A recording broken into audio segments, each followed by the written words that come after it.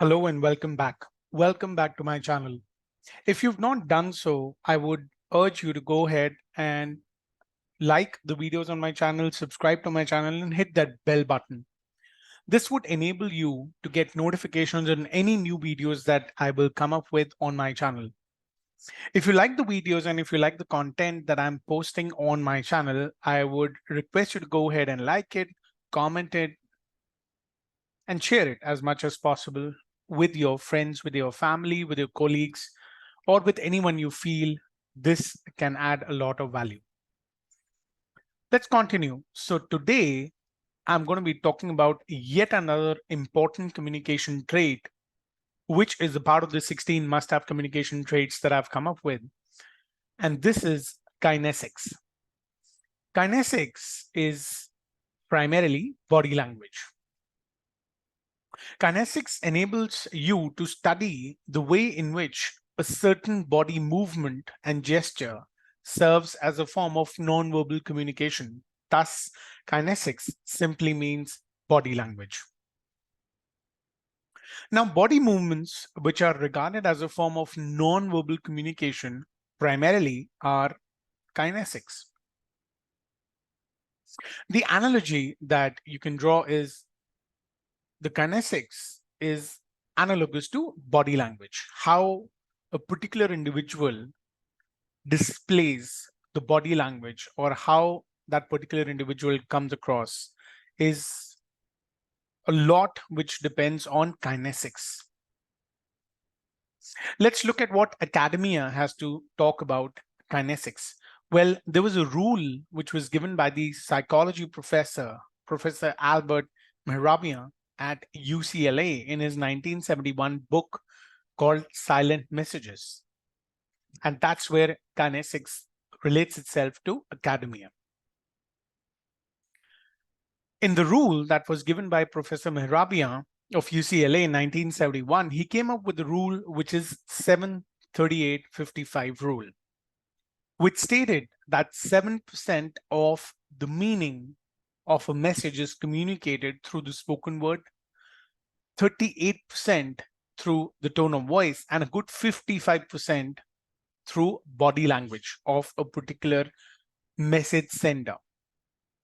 That's where kinesics plays a very, very important role. Your body language plays a very, very important role. Let me give you an example. Mostly when we look at situations in sports, for that matter, there is a certain level of body language which each and every sports person displays, right? Now, when the sports person is really confident and upbeat about the form that particular sports person is going through, there is a positive body language which comes across. And the when the sports person is going through a rough patch, not performing well, or there is something which is playing on the sports person's mind, the body language says it all. That's where kinesics of the body language comes into practicality. Let me tell you certain interesting facts on kinesics or body language. First thing first, actions rarely speak louder than words. So pay attention to your body language so that it is aligned with your words. You cannot be underconfident from within. You cannot be low from within, and you have a facade of a positive, confident, and an upbeat body language. That's not going to happen. Also, the non-verbal expressions that you have will have almost 65% to 93% more influence than your actual communication. So you need to be extremely careful about your non-verbal expressions as well. There is a saying which goes like, you put your best foot forward, right? So when you talk about non-verbal expressions or non-verbal communication through your kinesics, you have to be 100% in the game. And your eyes also speak. You need to look for emotional cues in your eyes as well as the eyes of your target audiences. That's very important. You need to look eye to eye. So there has to be an eye to eye contact.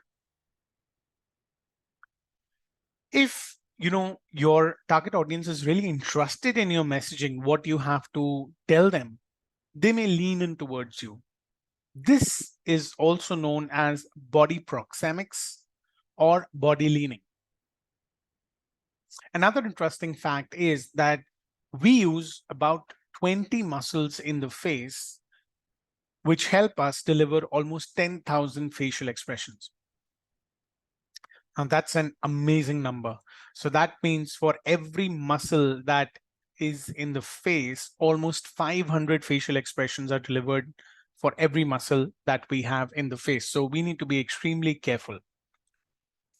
Now, you would be thinking that, okay, we've learned about kinesics. What is the importance of kinesics? Now, how do you do it? What are the best practices that you can practice in order to improve your kinesics, in order to improve your body language? Number one is be self-aware.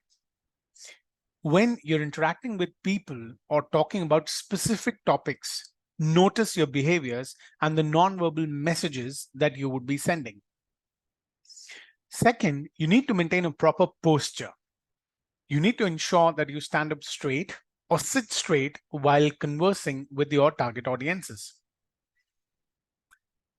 Then you must also have a habit of leaning in a bit. You don't have to really bend down or stoop down, you just to lean in a bit, which will enable your target audience to feel that you are engaged in the conversation, but don't overdo it and make things uncomfortable for your message receivers or your target audiences. A very important aspect of kinesics or body language is smile. Keep that smile on your face, especially when you're being introduced to a new colleague or a new customer, and maintain that smile. You don't need to laugh, but you need to maintain a smile. Last but not the least, you need to maintain eye contact with your target audiences or message receivers and move away when you notice the eye color. Now, that is very important. That enables the other person to understand that you really want to communicate with that person. With that, I come to the end of this video. I hope this added value to you in terms of a very, very important communication trait of kinesics or body language. I would urge you to go ahead and start practicing your kinesics skills right from today. And I will meet you in the next video. Till then, I would also urge you to have a look at the 12 previous videos as well. In addition to this one, this is the 13th video. So this is the 13th communication trait of the 16 that I bring to you within this series.